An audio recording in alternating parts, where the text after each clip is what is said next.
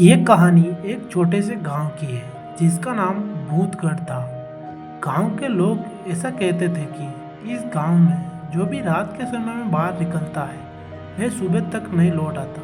ये अफवाहें नहीं बल्कि सच्चाई थी। इस गांव में कई लोग रहस्यमय तरीकों से गायब हो चुके थे। गांव के लोग मानते थे कि गांव के पास एक पुरानी हवेली है जिसमें भूत प्रेत रहते हैं जो इंसानों की आत्माओं को अपने कब्जे में कर लेते हैं। तो दोस्तों, ये कहानी आपने यहाँ तक देख ली, मतलब आपको स्टोरी पसंद आ रही है। अगर आपको स्टोरी पसंद आ रही है तो एक लाइक कर दीजिए और चैनल को सब्सक्राइब कर दीजिए। तो चलो कहानी को शुरू करते हैं।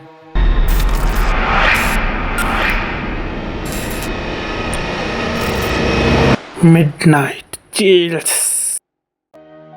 रात का समय था। गांव में हर ओर सन्नाटा छाया हुआ था। दीपक नाम का एक युवक अपने दोस्तों के साथ शहर से गांव आया था। उसने अपने दोस्तों से सुना था कि भूतगढ़ में रहस्यमय घटना होती है, लेकिन उसने इसे मजाक समझा। उसके साथ के दोस्त भी जिद कर रहे थे। दीपक ने तय किया कि वो उस हवेली में जाएगा। रात के ठीक 12 बजे दीपक ने अपने कदम हवेली के अंदर रखे।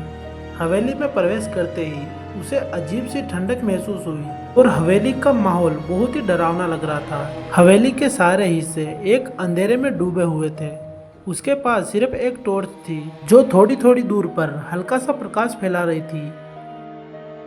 जैसे ही वो आगे बढ़ा, उसने देखा कि एक पुराना झूला अपने आप हिल रहा है, वो भी बिना हवा के। दीपक को लगा कि वो उसका भ्रम होगा, लेकिन फिर अचानक झूले की आवाज तेज हो गई।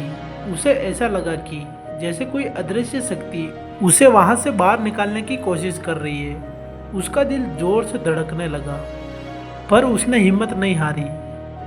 दीपक जैसे ही आगे बढ़ा, उसे लगा जैसे किसी ने उसके कंधे पर हाथ रखा है। वह तुरंत पीछे मुड़ा, लेकिन वहां कोई नहीं था। अचानक उसे एक औरत की चीख सुनाई दी, जैसे वह किसी की मदद मांग रही हो। ये चीख हवेली के दूसरे माले से आ रही थी।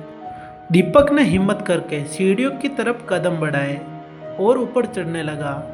जैसे ही वह ऊपर पहुंचा, उसने देखा कि दीवार पर पुराने खून के निशान थे। कुछ निशान ऐसे थे जैसे किसी ने अपने नाखून से दीवार को खरोंचा हो। तभी अचानक दीपक ने हवेली में एक बंद दरवाजा देखा। दरवाजे पर एक पुराना ताला लगा हुआ था, लेकिन जैसे ही दीपक ने उसे छुआ, ताला अपने आप खुल गया। दरवाजा खुलते ही दीपक को अजीब सी दुर्गंध आई। कमरे के अंदर चारों ओर धूल जमी हुई थी। कमरे के एक कोने में एक पुरानी तख्ती थी जिस पर कुछ अजीब सी भाषा में लिखा हुआ था। दीपक ने उसे पढ़ने की कोशिश की, लेकिन जैसे ही उसने उसे पढ़ना शुरू किया, उसे अपने शरीर में एक भारीपन महसूस होने लगा। तभी अचानक कमरे में एक तेज हवा का झोंका आया और दरवाजा अपने आप बंद हो गया। दीपक ने दरवाजा खोलने की कोशिश की, लेकिन दरवाजा जाम हो चुका था। तभी उसने देखा कि कमरे के एक कोने में एक लड़की बैठी हुई है। उसके बाल बिखरे थे और उसके चेहरे से खून बह रहा था। लड़की धीरे धीरे उसकी तरफ बढ़ने लगी। दीपक ने डर के मारे टॉर्च फेंक दी और दीवार से चिपक गया। लड़की उसके पास आई और धीमी आवाज में बोली, मुझे यहाँ से निकालो। यह बात सुनकर दीपक के शरीर में सिहरन दौड़ गई। उसने हिम्मत करके लड़की से पूछा, तुम कौन हो? लड़की ने जवाब दिया, मेरा नाम राधा है। मुझे इस हवेली में बरसों पहले मार दिया गया था। मेरी आत्मा यहाँ फंसी हुई है। दीपक ने उसे मुक्त करने की कोशिश की, लेकिन तभी हवेली की दीवारें कांपने लगी और अजीब अजीब सी आवाजें आने लगी। दीपक को अब लग रहा था कि उसका यहाँ से बच पाना मुश्किल है। दरवाजे की तरफ भागा, लेकिन दरवाजा नहीं खुला।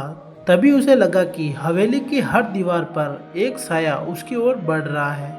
अचानक वह लड़की तेज आवाज में चीखने लगी और दीपक को ऐसा लगा कि जैसे उसके कानों में आग लग गई हो। दीपक ने अपने कानों को बंद कर दिया और आंखें मूंद ली, लेकिन जब उसने आंखें खोली तो वह हवेली के बाहर था। गांव वाले उसकी हालत देख के डर गए। वह कुछ भी बोल नहीं पा रहा था। कुछ दिन बाद उसकी हालत ठीक हुई, लेकिन वह हवेली में बिताई गई रात को किसी को बता नहीं पाया।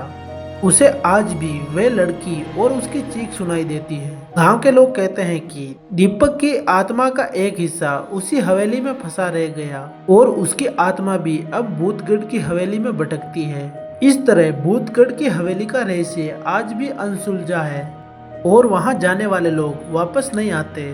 तो दोस्तों, ये कहानी यहीं पर एंड होती है। ये कहानी आपको कैसी लगी कमेंट करके ज़रूर बताना और ऐसी ही इंटरेस्टिंग और हॉरर स्टोरी देखने के लिए हमारे चैनल को सब्सक्राइब कर देना। तो मिलता है किसी नेक्स्ट हॉरर और इंटरेस्टिंग हॉरर स्टोरी में, तब तक के लिए राधे राधे।